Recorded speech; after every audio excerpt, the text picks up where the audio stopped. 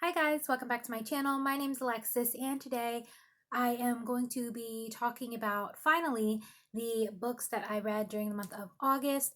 My intention for this week is to talk about August today, tomorrow September, the day after October, and after that November, so I can finally get caught up for my months of 2022.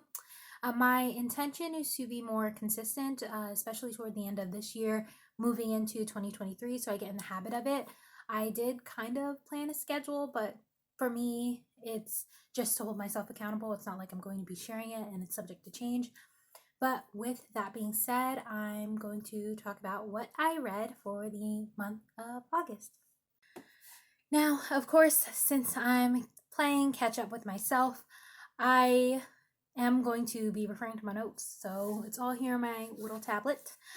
But first one I completed for the month of August was Indigo by Beverly Jenkins. This, for some people, is one of her most well-known and most beloved stories. It was pretty good, but before I get into my thoughts, I'm just going to give you an idea of what format I read it in and what it's about. It is written in third person. I listened to the audiobook through my Hoopla. I also noticed that it, of course, features a historical romance. It takes place pre-Civil War, and there is caregiving, rake, and innocent relationship dynamic. So while he was helping slaves obtain freedom through the Underground Railroad, Galen was injured as the Black Daniel and taken to Hester for safe recovery. Once he healed, he left, but promised to return. So that's kind of like the beginning of it, right? And essentially, Hester, so on her end, she was actually born into slavery. The prologue does tap into a little bit about her background. Her father had actually been a free Black man, but he sold himself into slavery because he was so in love with Hester's mother, who was a slave. And unfortunately, illness took him. For her, the same thing, and Hester was the only one to survive, but she was eventually recovered from her aunt, her mother's sister, so they were able to free her, but because she was in slavery, she did have her hands permanently dyed indigo because that's what the crop she was working with. As of the beginning of the book, she is 25 or around 26, something of that sort. And for the most part, Hester already had a fiance. And Galen, because he was essentially being nursed by her, he was kind of standoffish in the beginning, but he would do little things to make sure she was also taking care of herself because obviously she was taking care of him. And he would, kind of make sure there was enough food left for her, even though she was the one making the dishes for him. I also enjoyed the dry wit that was involved. That was entertaining throughout.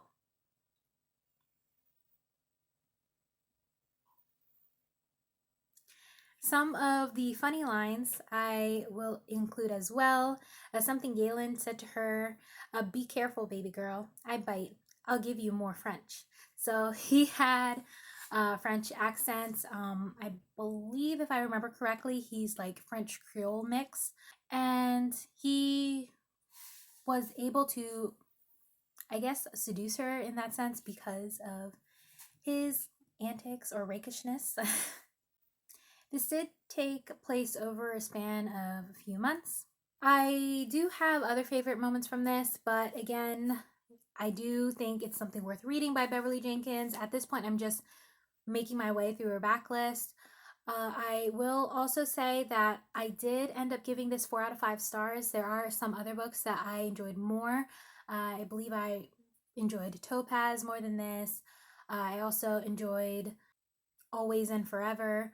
Those are some of the other ones that I enjoyed more than Indigo, but Indigo I can definitely see why other people might enjoy it more because Galen was just so swoony when it came to Hester and he accepted all of her, and I thought that was really sweet. The next book I listened to was Wraith by Rebecca Witherspoon. This one was written in first person dual perspective. It's a contemporary romance, single mother, female doctor, male nanny, and tattooed hero. Essentially, Sloane was only ever with the girl's father, Drew, an arrogant man who gaslit her often. But when her nanny left without notice, her friends were quick to suggest Rafe as a replacement.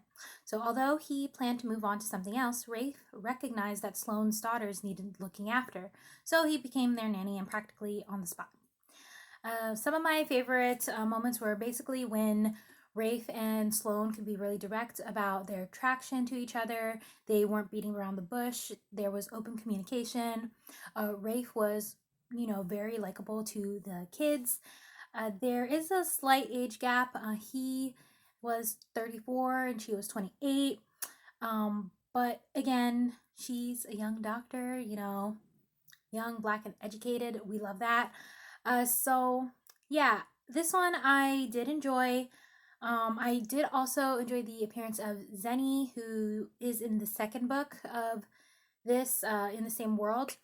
But yeah, there are another list of things that I really favorited from this book. But all in all, I did also end up giving this 4 stars. Aside from Rafe being a healthy father figure for the daughters, uh, Sloane and Rafe had a natural ease about themselves. Plus, I enjoyed the children in books because they have a natural, funny curiosity about things around them. And I guess for the most part, I tend to enjoy the presence of children in romance books. Just whether it be that they're in a nanny situation or maybe it's the baby sibling, or if, various relationships with children involved. I tend to enjoy those in romance books because the dynamic that is written throughout. So, yes, this 4 out of 5 stars. After that, I went back to The Matters of Temptation by Stacey Reid because my edition had the Duke's Shotgun Wedding in the back, so I did finish a little snippet of that. It is written in third person, of course, as you can tell by the title. It's a historical romance. There's marriage of convenience involved, mention of past infidelity, and mention of suicide. So, those are, of course, a little bit more heavy in terms of, the content of the book. Essentially, this follows Jocelyn and Sebastian. Jocelyn confronted Sebastian, who's the Duke, at gunpoint, claiming his brother made promises to her and demanded his hand. After revealing his brother to be already wed, Sebastian suggested they marry instead the next day. Some of my favorite moments include, of course, Jocelyn confronting Sebastian directly, being, again, strong, independent woman. Your brother wronged me, so I expect you to right his wrongs, that type of energy. Of course, wedding night, sweet. Jocelyn admitting feelings, though it seemed kind of rushed. I will say that I felt like the ideas were there, but the execution wasn't as satisfying compared to other books that I enjoyed by Stacey Reid. This was very rushed relationship with little evidence of development, and it was more of a recounting of events instead of experiencing them as the characters did. Sebastian was condescending and lacked communication, while Jocelyn was always upfront. I am not so much tempted to rush into the next books that follow this. It is part of a series. Anthony, Sebastian's brother, who misled Jocelyn, has his story in the next book with the woman he chose.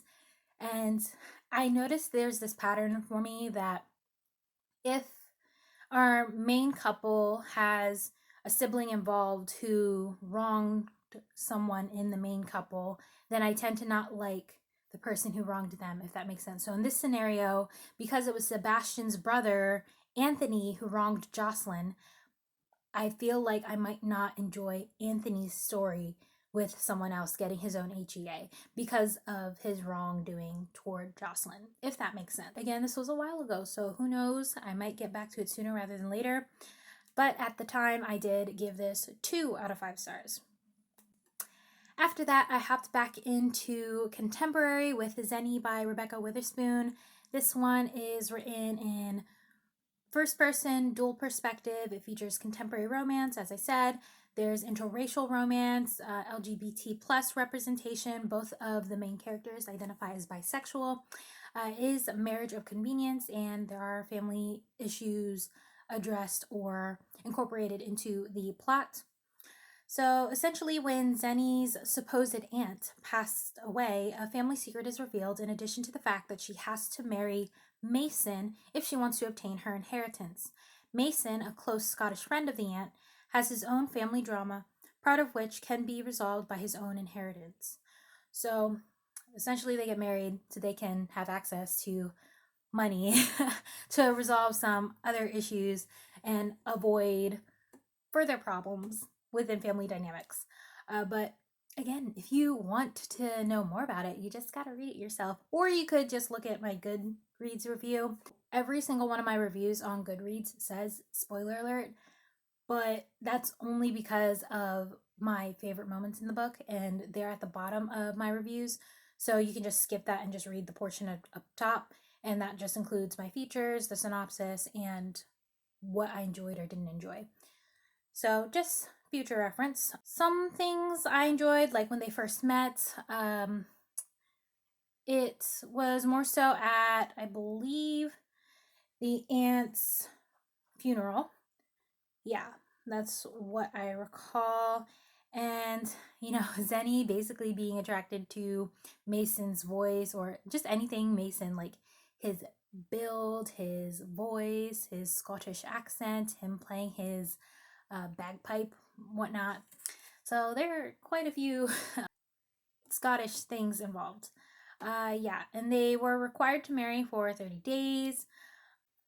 I enjoyed the conversations about, them talking about their identity and their family dynamics in terms of that, how it was when they were coming out, and, just being able to navigate those past situations or traumas with each other. So those are really sweet.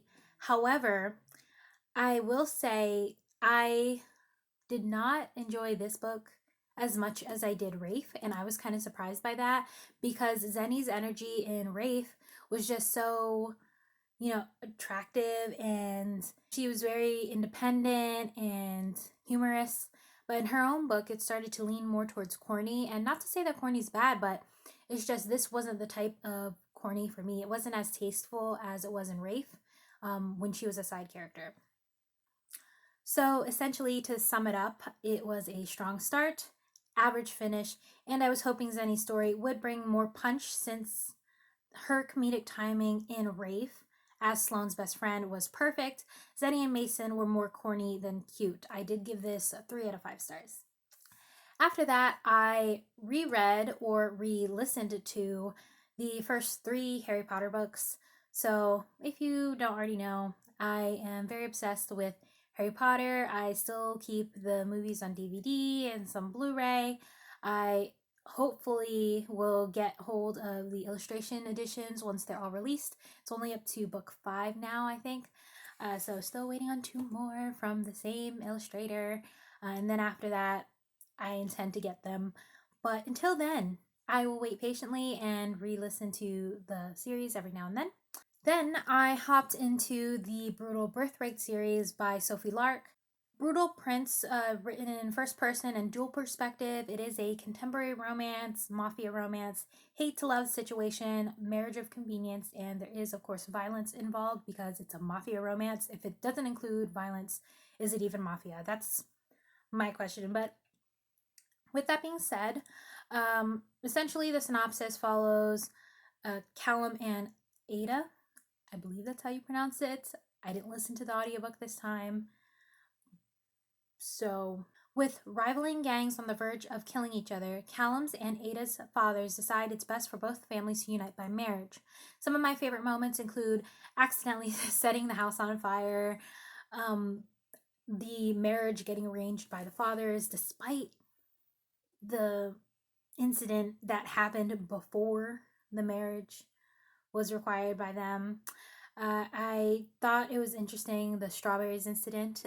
If you get to read more of Sophie Lark's books or, decide to tap into that more, maybe if you join her Facebook group, You will notice that strawberries come up a lot, and you have to read this book in order to understand what it's alluding to. And one of the things that led to their marriage of convenience, it had to do with Ada stealing something that was Callum's and the value it held for Callum.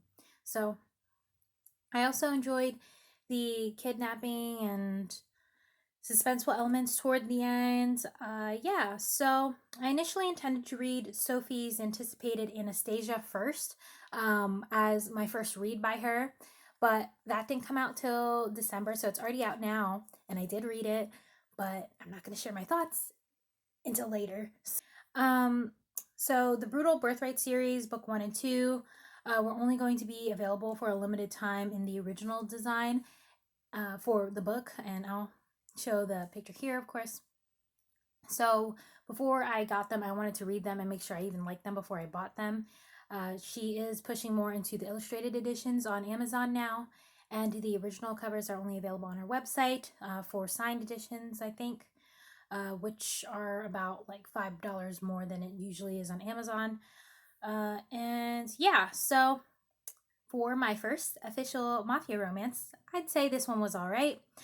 This story didn't move me to tears or have swells of emotion as I anticipated or preferred. Ada was significantly annoying to me. She felt kind of young and immature. There is an age gap. I don't remember that age gap, and unfortunately, I didn't write it down, but I do remember that was going on. I didn't warm up to her that much. Callum could be stuck up and assuming things, such as the wedding grooming. If you read it, you know what I'm talking about. I didn't like that part.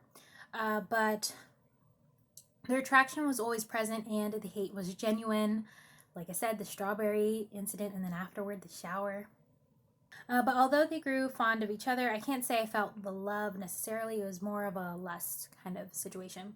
And at that point, I knew I was going to continue the series. I did give this one 3 out of 5 stars. After that, I did get into the bonus epilogue, but again, not necessary. And that epilogue I gave 3 out of 5 stars. But if you are into epilogues and extended scenes, don't miss this. It is available. After that, I went into Stolen Heir. This is the second book in the Brutal Birthright series. Of course, it is also in a first-person dual perspective, contemporary romance, mafia romance, captor-captive situation, Beauty and the Beast vibes. There's violence, murder, and rape/suicide of loved ones. So definitely more dark compared to the first book. The first book felt more lax, whereas this one, it definitely got me palpitating. So after the murder of his father figure, Miko, at the age of 26, seeks his vengeance on the Griffins and Gallows. He starts by kidnapping Nessa, who is at the age of 19, and brings her back to his lion's den. Little does he know, he's in for more than he expected. So essentially, he's the captor, she's the captive, and he falls in love with her and vice versa.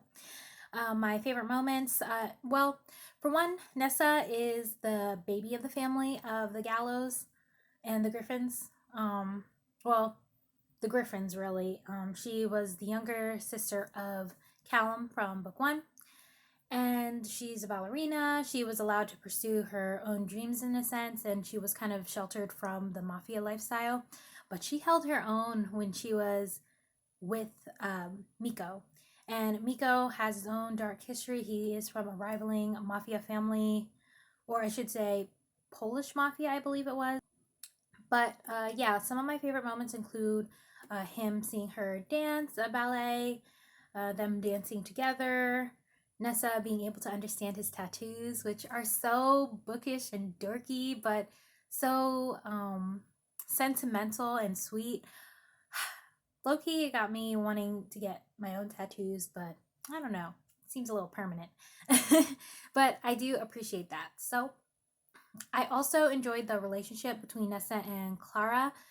Clara was the kind of housekeeper for Miko, and she would bring the food and the goods to Nessa's room, take care of her, would even talk to her and such. They became very friendly. They formed their own friendship. And yeah, this was just a really enjoyable story for me. And I feel like maybe I'm just partial, but yeah, I'm definitely biased toward books that support the Beauty and the Beast vibe or trope and whatnot. So, yeah, this one was perhaps my favorite from the series, if not definitely in the top three. But yeah, I gave this one 5 out of 5 stars on Goodreads. The next one, of course, I went into was Savage Lover by Sophie Lark. This is the third book in the Brutal Birthright series. It's first person, dual perspective, features contemporary romance, mafia romance, class differences, ladies' man illness mentioned, criminal activity, violence, and mention of deaths of loved ones. So, Nero, who is the second eldest of the Gallows Mafia family, and one of the elder brothers of Ada from the first book. So, on their side of the family, he was very much considered a ladies' man who only seemed to care about his family and his cars. He was, into that mechanics lifestyle. He and Camille met in high school, and Camille came from a poor family consisting of only herself, her brother, and her father. It's not till they were both 25 do they start to truly acknowledge each other, and Camille's brother got involved with the wrong crowd, so Camille decided to take his place, and Nero's own plans lead him to the same places as Camille. So, long story short, Camille's brother got involved with dealers and they were pulled over by a cop. The cop knew what his end game was, so it was either her brother or herself, but someone had to, be like the intel person for him. So she took her brother's place, and that's what ends up getting them in the same space. So, some of my favorite moments include their caregiving, moments around the car, and yeah, when Camille's in her black dress and they're in the garage, and it was just really sweet moments like that. I could probably poke holes in the plot where there could be more information, but I didn't want to put this down. The beginning was only putting me off a tad with the car talk, but I got over it in time. Nero was definitely a ladies' man, while Camille solely focused on family and work. I enjoyed that their family relationship was a slower development, and the ending was abrupt. The family dynamic with the Gallows was enjoyable, as was Camille with her brother and father. The loved one diagnosis and the drug use felt thrown in there without much follow through. So, for me, if there's going to be drama involved or, you know, more story compared to character development, then I want it to actually be fleshed out. And this one, it just felt like it was just there. And it didn't really contribute much, but I digress. I can look over the flaws because my attention was caught throughout, and this one I gave 4.5 stars. Again, I continued with the series. Bloody Heart by Sophie Lark, also written in first person, dual perspective. Do you see the pattern here? It's contemporary romance, mafia romance, multicultural romance, second chance romance, surprise pregnancy trope. So this is between Simone Solomon and Dante.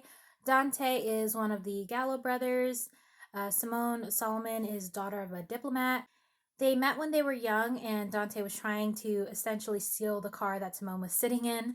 Their first summer together was brief before opinions of outsiders separated them, and years passed before they met again.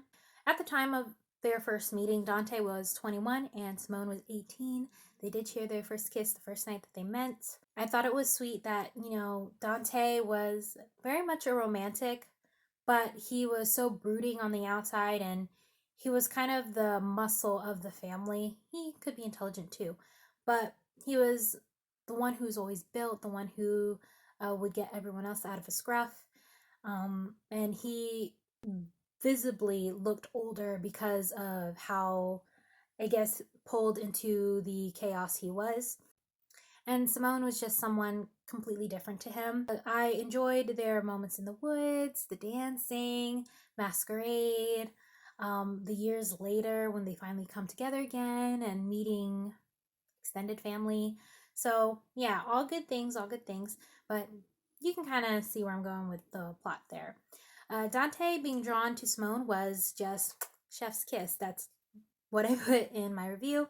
I loved that they fell back into their rhythm smoothly. As much as I enjoyed their story, I wish there was more time for Dante to simmer about the truth, or a moment presently when Simone told her parents Dante was hers. So I wish there was more so time to discuss what went down between them years ago and why decisions were made, and some people were left out while others just moved forward because they thought it was best. But again, I really enjoyed this. 4.5 stars, and the 3 middle books are the ones that are like my favorites. So the next book that I read was Broken Vow. This follows Bloody Heart, and written in first person, again, dual perspective. Features contemporary romance, mafia romance, a bodyguard romance, close proximity, and the female doesn't believe in love. There's betrayal, violence, and death involved. So essentially, Riona, she is the second eldest of the Griffins. So first you have Callum, then Riona, and after her, Nessa. So Riona is kind of like the level-headed middle child. She was a lawyer representative for the family, and she had an assassin that was out to get her. Raylan, who was hired to be her bodyguard, was a friend, I believe, of Dante, if I remember correctly. Because when Dante had his suspenseful moment with Simone in Bloody Heart, Raylan was actually injured. And that's when they actually first meet in Bloody Heart. But this follows their story, and Raylan becomes her bodyguard. They do end up going to a small town, so I thought that was really fun. This could also be considered small town romance in a way, but with suspenseful elements. Some of my favorite parts include Raylan saving children. There were some Lord of the Rings references. Dante and Raylan call, so communicating, they have that association with each other. Prepping at the apartment and the rescue. There also was the moment with Mr. Postman song. So, I do want to mention this as well. In Sophie Lark's books, she does sometimes include snippets or songs that she hears when she's reading. So it's kind of like a cinematic experience when you picture it in your head. So I really enjoy those in her stories. Raylan, we got to see him with his family dynamics. So I enjoyed this book because it was very much giving small town romance vibes, and although I can't say I ever read one intentionally, I enjoyed Raylan taking the time to get to Riona, and the feeling constantly sneaking up on her because she hadn't felt that way before about somebody. She could fight for herself, but Raylan was still there when it counted, and Raylan's family was cute, but not as entertaining as other dynamics in the series. I did still enjoy this. 4 out of 5 stars.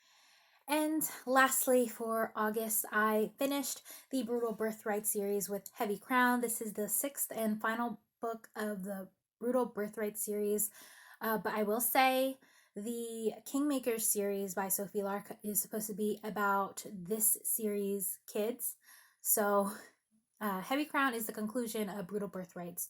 But the spin-off, the Kingmaker series, follows everyone's kids from this series.